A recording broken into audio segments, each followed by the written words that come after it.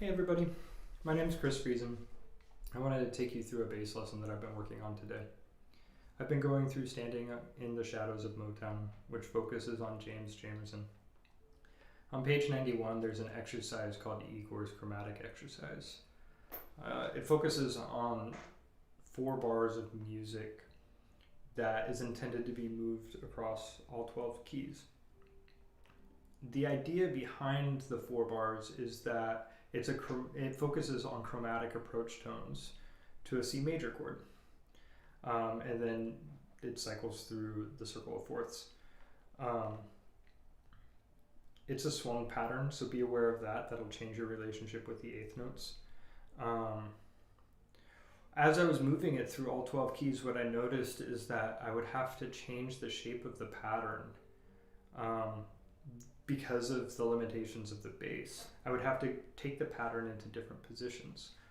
And so after kind of working it through that way, what I decided to do was to focus on one particular key and take the phrase into all 3 positions, which is what I wanted to show you today. So what I'm going to do is I'm going to take this exercise and I'm going to play it 3 times in the same key in 3 different positions. You'll notice that the tonal characteristics will change.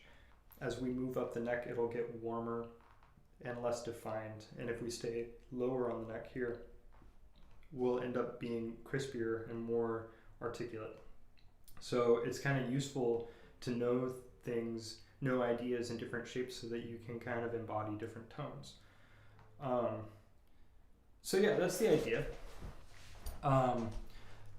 One other side note before we get going is that because this is a 5-string instrument, when I play it in 3rd position, I'm going to be able to stay in position the entire time because I can play G on the 8th fret of my B string here. If you're playing a traditional 4-string bass, you're going to have to break position to come to the 3rd fret of the E string here to play a low G. Just be aware of that. I've included a link to a transcription with tablature, so you'll be able to see fingerings. Yeah, here we go. Just to kind of refresh the idea of positions. So a major scale, a C major scale in the 1st position would be centered on the index finger here. In 2nd position would be centered on the middle finger here. Same fret, just kind of different target tones, target areas. And here would be 3rd position. Centered here on the 8th fret of the E string.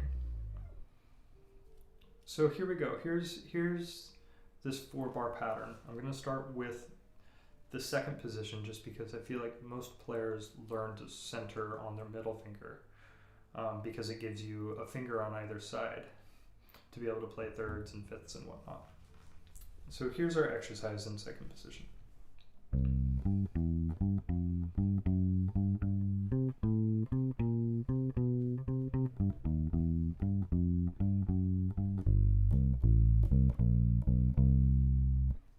Cool. Moving to 1st position.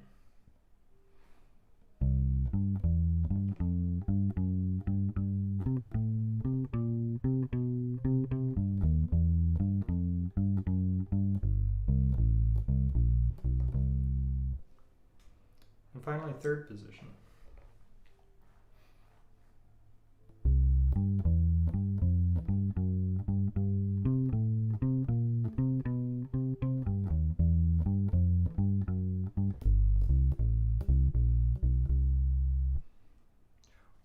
What I hope you notice is that they're drastically different shapes, despite the fact that the sound is identical, and that the tones are pretty different as well. It sounds pretty different up here than it does down here.